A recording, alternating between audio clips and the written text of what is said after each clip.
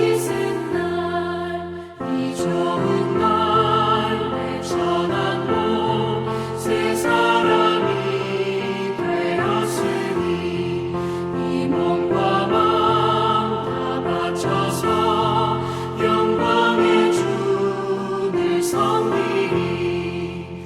기쁜 날, 기쁜 날, 주 나의 죄 다 씻은 날, 늘 깨어서 기도하고 늘 기쁘게 살아가리. 기쁜 날, 기쁜 날, 주 나의 죄 다 씻은 날.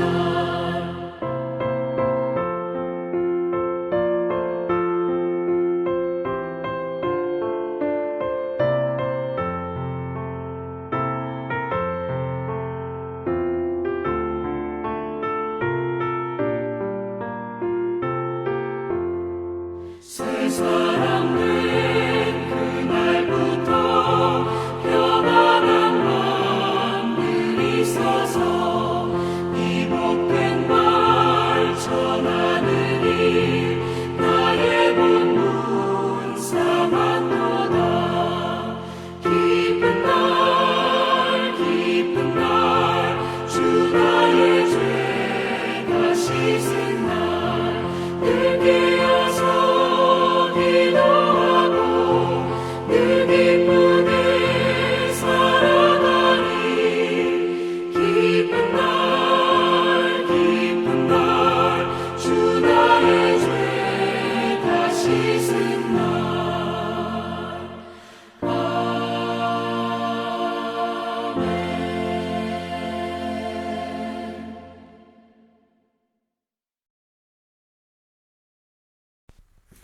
금요일 새벽에 나오신 성도님들을 예수님의 이름으로 환영하고 축복합니다. 오늘 하나님의 말씀은 사울의 회심 두 번째 시간이라는 제목으로서 사도행전 9장 3절부터 12절과 19절부터 25절 말씀을 전하도록 하겠습니다. 사울이 길을 가다가 다메섹에 가까이 이르더니 호련히 하늘로부터 빛이 그를 둘러 비추는지라. 땅에 엎드려져 들음에 소리가 있어 이르시되 사울아 사울아 네가 어찌하여 나를 박해하느냐 하시거늘 대답하되 주여 누구시니까? 이르시되 나는 네가 박해하는 예수라. 너는 일어나 시내로 들어가라. 네가 행할 것을 내게 이를 자가 있느니라 하시니 같이 가던 사람들은 소리만 듣고 아무도 보지 못하여 말을 못하고 서 있더라. 사울이 땅에서 일어나 눈은 떴으나 아무것도 보지 못하고 사람의 손에 끌려 다메섹으로 들어가서 사흘 동안 보지 못하고 먹지도 마시지도 아니하니라. 그때 다메섹에 아나니아라 하는 제자가 있더니 주께서 환상 중에 불러 이르시되 아나니아야 하시거늘 대답하되 주여 내가 여기 있나이다 하니 주께서 이르시되 일어나 직가라 하는 거리로 가서 유다의 집에서 다소 사람 사울이라 하는 사람을 찾으라. 그가 기도하는 중이니라. 그가 아나니아라 하는 사람이 들어와서 자기에게 안수하여 다시 보게 하는 것을 보았느니라 하시거늘. 19절입니다. 사울이 다메섹에 있는 제자들과 함께 며칠 있을새 즉시로 각 회당에서 예수가 하나님의 아들이심을 전파하니 듣는 사람이 다 놀라 말하되 이 사람이 예루살렘에서 이 이름을 부르는 사람을 멸하려던 자가 아니냐? 여기 온 것도 그들을 결박하여 대제사장들에게 끌어가고자 함이 아니냐 하더라. 사울은 힘을 더 얻어 예수를 그리스도라 증언하여 다메섹에 사는 유대인들을 당혹하게 하니라. 여러 날이 지남에 유대인들이 사울 죽이기를 공모하더니 그 계교가 사울에게 알려지니라. 그들이 그를 죽이려고 밤낮으로 성문까지 지키거늘 그의 제자들이 밤에 사울을 광주리에 담아 성벽에서 달아 내리리라. 아멘. 네, 오늘은 사울의 회심 두 번째 시간입니다. 회심하여 눈이 떠진 사울은 곧바로 여러 회당을 다니면서 예수님이 바로 하나님의 아들이심을, 그리스도 메시아이심을 전파합니다. 자, 어떻게 해서 왜 사울이 바뀌었을까요? 예수님을 만나서 바뀐 것일까요? 맞습니다. 예수님을 만나서 바뀐 거죠. 자, 그렇다면은 예수님을 만나는 그러한 신비한 체험 때문에 예수가 그리스도라고 메시아라고 전하며 다른 사람들과 변론을 한 것일까요? 여러분, 만약에 그렇다면요. 그가 변론을 했잖아요. 변론을 했다고 기록을 돼 있지 않습니까? 그렇다면은 지금 이유를 대잖아요. 왜 예수가 메시아인지. 그럼 변론한 이유를 대지 않습니까? 그렇다면은 그 이유대로 사울은 이 체험하기 전에 그 이유를 왜 안 믿었냐는 겁니다. 그죠? 예.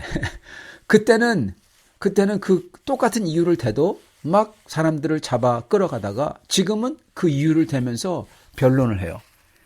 여러분, 그러면 안 되죠. 그러면 앞뒤가 안 맞잖아요. 무슨 말이냐면은 이 변론을 했다면은 그 변론한 이유를 대고 있다면은 그 변론한 이유는 자기가 예전에 들었던 그 변론한 이유와 달라야 된다는 겁니다. 왜 지금 자기가 그토록 자기가 예수가 메시아가 아니라고 싸우고 그리고 변론했던 그 모든 말을 뒤집어 엎을 만한 변론이 나와야 된다는 거예요. 즉 지금 변한 사울이 대는 그 변론들, 그 이유들, 이 이유들은 사울도 예전에 들었을 겁니다. 왜 그때는 믿지 않고 지금 그 말을 믿냐는 겁니다. 무엇 때문에? 신비한 체험 때문에?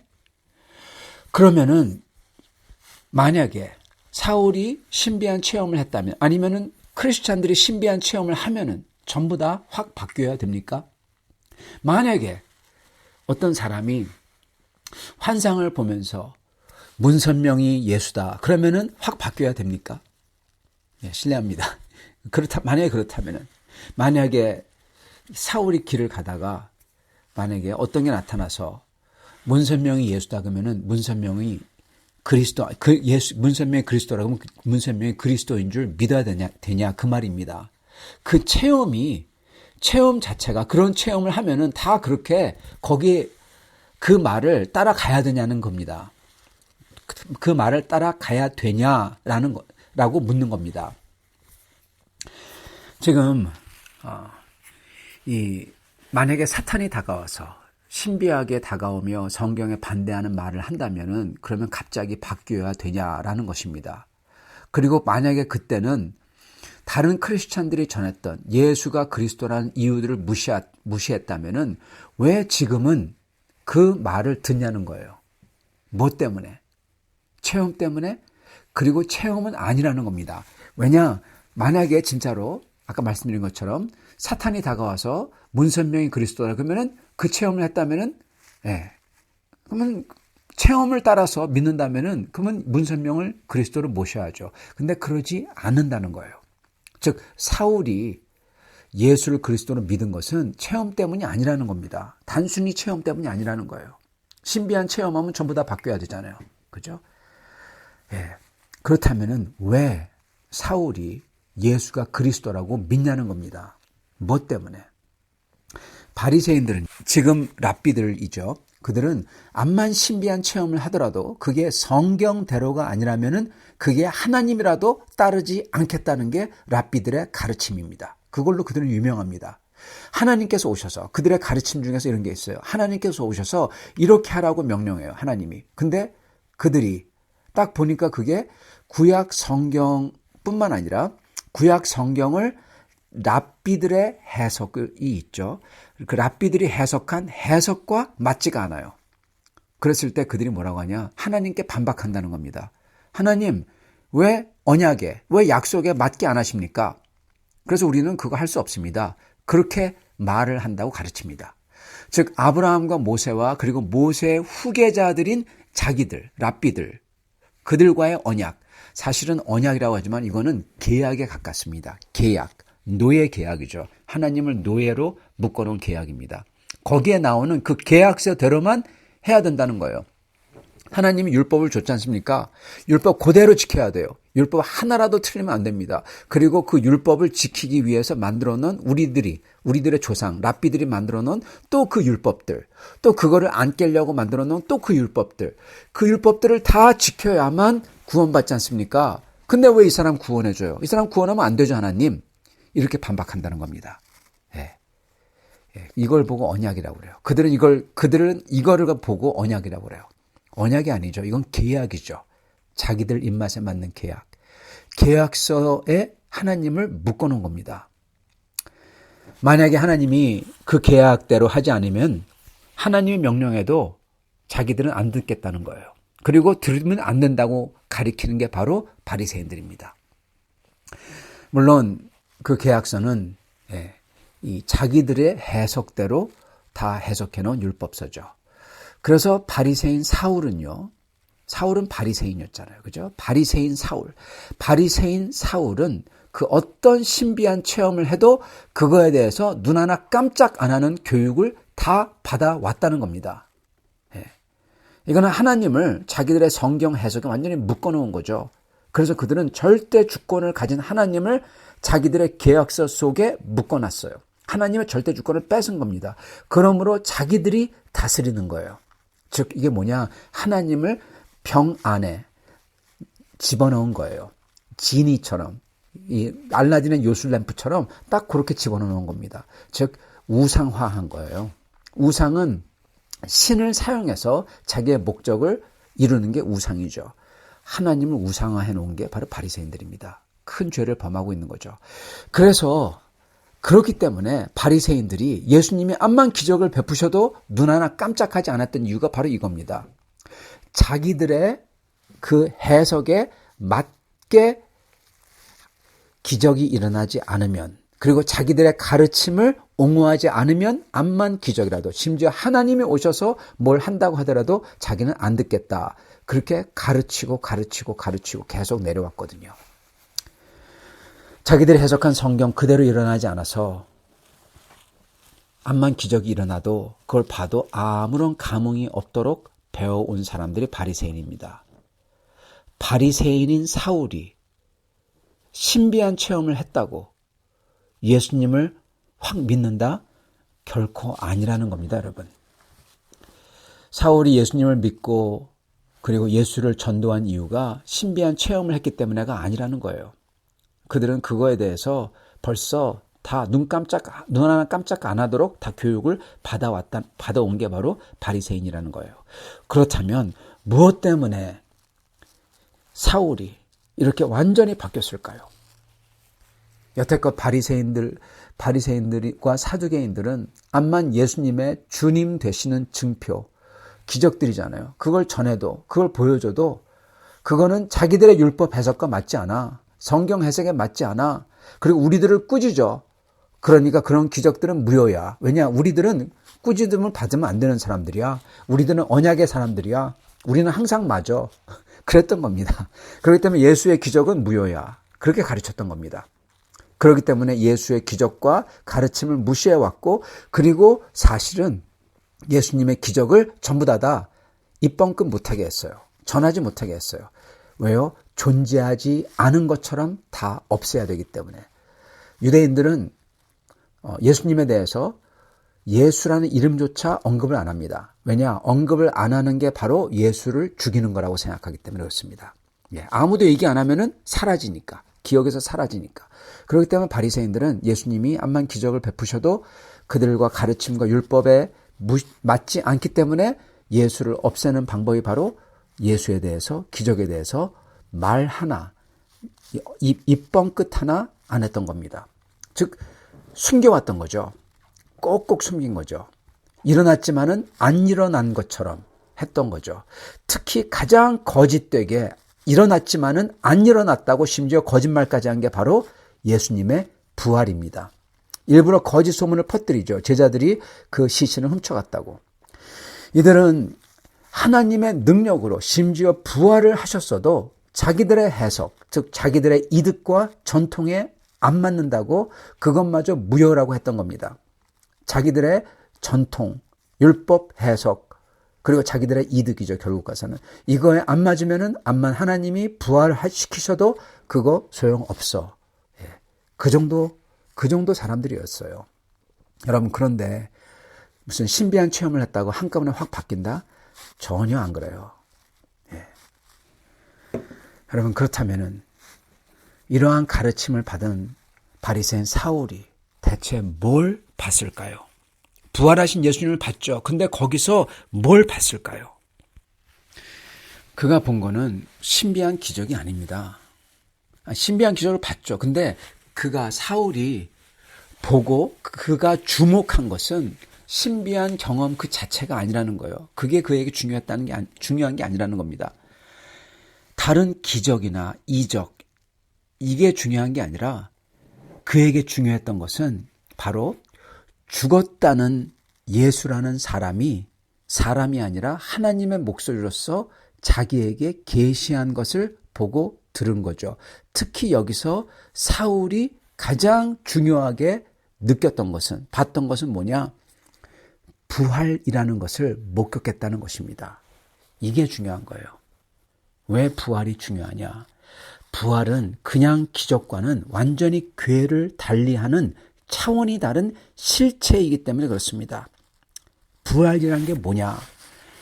부활이라는 건요, 죽었다가 살아나는 것, 그것도 포함이 되죠. 근데 그게 다가 아니에요. 성경에서, 구약 성경에서 부활이라는 것은 무엇이냐? 부활은 언제 일어나냐면요, 마지막 때 일어납니다. 오직 마지막 때. 하나님이 마지막에 세상을 다 정리하고, 즉 완전히 새로운 세상을 가져올 때 일어나는 게 바로 부활이에요. 자, 그렇기 때문에 부활은 뭐냐? 옛 세상이 가고 새로운 세상이 오는 것의 증표가 부활입니다. 그렇기 때문에 부활은 그 어떤 기적과 달라요. 그 모든 기적이 하나님이 원하시면 기적 일으킬 수 있죠. 바리새인도 기적 일어났구나. 그냥 그래요. 근데 부활은 이 세상이 가고 새로운 세상이 왔다는 거예요. 마지막 때가 임했다는 겁니다. 그거의 증거가 부활입니다. 근데 바리새인들이 예수님을 배척했던 가장 중요한 이유가 뭐냐? 그게 이유가 뭐냐면요, 예수님이 메시아라면은 새로운 세상을 가져와야 된다는 거예요. 근데 예수님은 새로운 세상을 안 가져왔다는 겁니다. 왜냐? 모든 게 안 바뀌었는데, 그러므로 예수는 메시아가 아니야. 그래서 근데 예수는 자기가 메시아라고 그래. 신성모독이네. 그래서 죽였던 겁니다. 이 논리예요. 즉 메시아는 부활, 즉 모든 죽은 자들, 한 사람이 아니라 모든 죽은 자들이 다 일어나는, 에스겔서에 나오는 것처럼 그러한 새로운 세상, 그거를 가져오시는 분이 메시아인데, 즉 메시아는 지금 세상과 완전히 다른 차원의 세상을 가져온다는 겁니다. 완전히 다른 차원의 세상을. 그리고 특히 그게 어떤 걸로 symbolize 되냐? 부활. 죽었던 사람들이 다 일어나요. 이스라엘 사람들, 하나님을 믿는 사람이 다 일어나요. 그러한 세상을 가져올 텐데 예수는 부활의 세상도 안 가져왔어. 그래서 그는 메시아가 아니야. 그리고 예수는 자기가 메시아보다도 더 큰 하나님과 동급인 하나님의 아들이라고 주장한다고? 이건 신성모독이야. 그러므로 예수는 부활의 세상도 안 가져온 허위 메시아고, 또한 하나님과 동급이라고 주장함으로써 신성모독을 한 자야. 이 두 죄를 범하고 있는 예수, 그리고 그 예수를 메시아라고 하는 자들을 다 잡아들여 했던 겁니다. 이제 이해가 되시겠죠? 왜 부활이 중요한지 아시겠죠? 그리고 부활의 세상이 바로 메시아의 증거예요. 메시아는 부활의 세상을 가져오는 것입니다. 자, 근데 사울이 본 게 뭡니까? 부활의 세상의 실체를 본 거예요. 그냥 기적이 아니라, 그냥 신비한 게 아니에요. 신비한 경험 그게 아니에요. 사울은 부활, 가장 중요한 것, 그리고 부활의 세상, 이게 이미 시작했다는 것을 그가 목격한 겁니다. 부활의 세상이 이미 시작했네. 자, 그러면 모든 게 달라져요. 그러면 크리스찬들이 전했던 예수님의 기적이 전부 다 유효해진다는 겁니다. 예수님의 가르침이 다 유효해져요. 심지어 예수님이 말씀하셨던 이제 율법은 지나가고 그 율법을 완성하는 새로운 법을 주신다는 것도 전부 다 유효해지는 거예요. 왜냐? 메시아가 오면요, 새 세상, 부활의 세상을 가져오거든요. 그러면 더 이상 율법을 하는 게 아니라 그보다 더 완전한 법을 할 거라고 사두개인들과 바리새인들도 믿었거든요. 스스로 가르쳤어요. 자, 그래서 예수님이 만약에 부활했다, 그것을 봤다면 예수님께서 부활의 세상을 가져왔다는 게 확인이 되는 순간 모든 게 다 바뀐다는 거예요. 모든 게. 예수님이 말씀하시고 제자들이 가르쳤던 옛 율법이 아니라 새 율법도 그것도 맞는 말이라는 거예요. 예. 여러분, 그냥 기적을 봐서 사울의 말이 달라진 게 아니라는 겁니다. 그가 개인적인 체험을 해서 말이 달라진 게 아니라는 거예요. 예수님과 부활이 상관이 없다고 여태까지 자기는 생각했고 그렇게 다른 사람들에게 들어왔는데 다 꼭꼭 숨겼으니까. 근데 예수가 바로 부활을 가져오신 분, 즉 메시아라고 하나님의 아들이라는 것을 그거를 확인했다는 겁니다. 이게 확인되는 순간 여태껏 제자들이 전했던 메시지와 변론이 전부 다 사실이 되어버리는 순간이 되는 것입니다. 성도 여러분, 12제자들과 500명은 정말 예수님이 육체로서, 그것도 천상의 육체로서 부활한 것을 봤어요. 그것도 동시에 다 같이 봤어요. 그리고 그것을 증거했습니다. 그래서 이들은 이 부활이 정말 사실이기 때문에 지금 이 목숨을 가지고 사는 것 또는 죽는 것, 그게 별로 중요하지 않았던 거예요. 부활하면 되거든요. 부활한 예수님이 바로 옆에 있거든요. 그렇잖아요. 그러니까 부활하면 되니까. 그래서 그들은 아주 담대하게 전도를 했던 겁니다. 그리고 심지어 십자가와 죽음의 고통마저도 잠깐이라고, 난 부활할 거니까, 이 부활한 예수님이 바로 옆에 있으니까. 그렇기 때문에 그들은 정말 두렵지 않게 담대하게 전도를 할 수 있었던 겁니다. 그리고 바로 그 부활하신 주님을 봤기 때문에 사울도 그 부활하신 주님을 봤기 때문에, 부활 그 자체를, 실체를 그가 봤기 때문에 모든 게 다 바뀌어버린 거예요. 정말 예수님께서 부활의 세상을 가져오신 분이라고, 즉 메시아라고, 그렇다면은 예수님을 증거하는 성경의 증거들이 다 맞는 거라고. 그래서 사울도 담대하게 변론을 하는 것입니다. 예수가 그리스도가 맞다고. 성도 여러분, 저희도 그렇습니다. 부활하신 주님을 믿기 때문에 저희는 담대하게 예수님을 따를 수가 있는 겁니다. 예수님을 위해서 드릴 수 있는 거고, 섬길 수 있는 거고, 또한 세상 끝까지라도 갈 수 있는 겁니다. 그렇게 한 게 선교사님들이고요. 그래서 19세기 말에 그토록 많은 선교사님들이 조선에 목숨을 다 바치면서 오실 수 있었던 것입니다. 부활하신 주님을 믿기에. 사흘 동안 사울은 그 어두움 속에서 주님을 만났습니다. 눈이 감겼지만 오히려 영원한 영의 눈이 뜨이는 순간이 그 사흘 동안이었어요.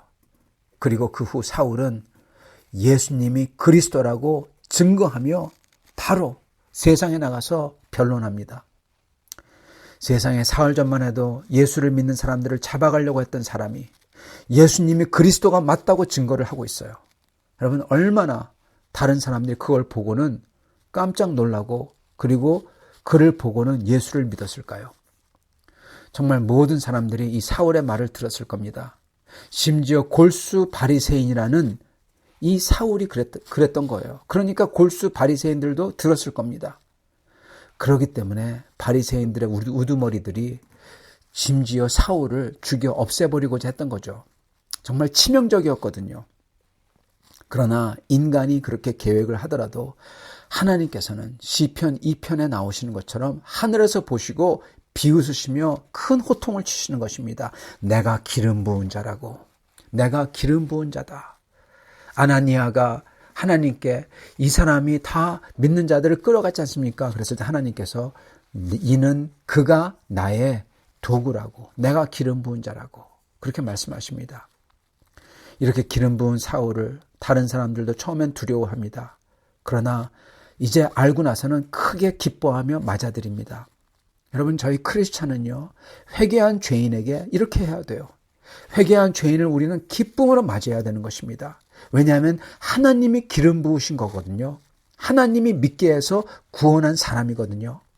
그래서 저희는 회개한 죄인을 기쁨으로 맞아들이는 것입니다. 사랑하는 성도 여러분, 여러분에게 예수님의 부활이 과연 어떤 의미가 있으신가요? 그리고 부활하신 예수님은 과연 여러분에게는 어떤 분이신가요?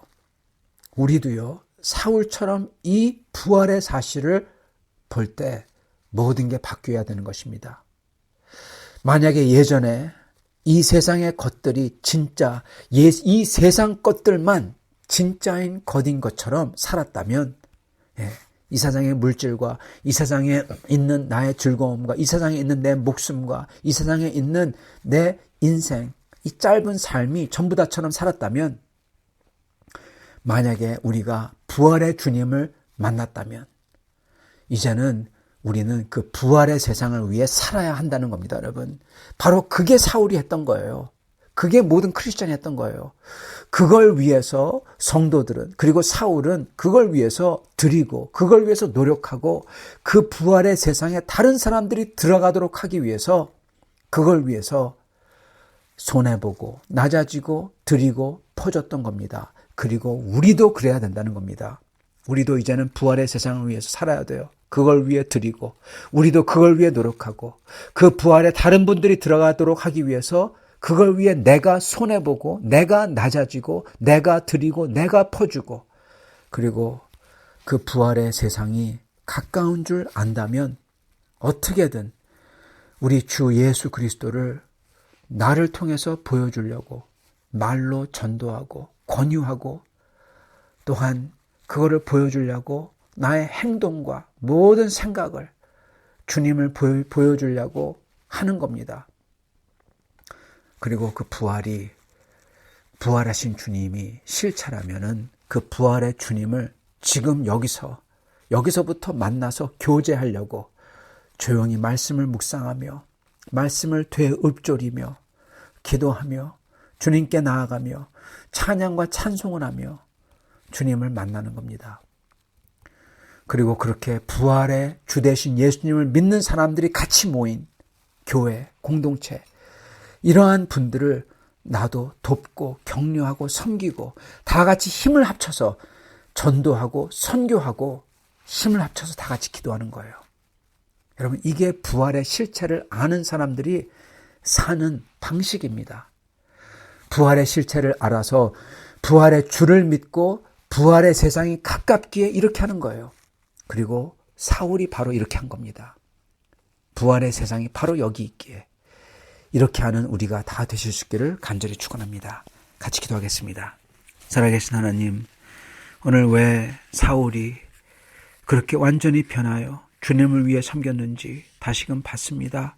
그리고 왜 성도들이 그 모든 것을 다 들여서 스스로 낮아지고 스스로 주님을 섬기고 스스로 다른 이들을 높였는지 다시금 봤습니다. 주님, 부활하신 주님, 부활의 세상이 이토록 우리 옆에 있기에 우리도 그 부활을 향하여 그 부활하신 주님을 섬기며 담대하게 나아가는 저희 되도록 축복하여 주옵소서. 예수님 받들어 기도합니다. 아멘.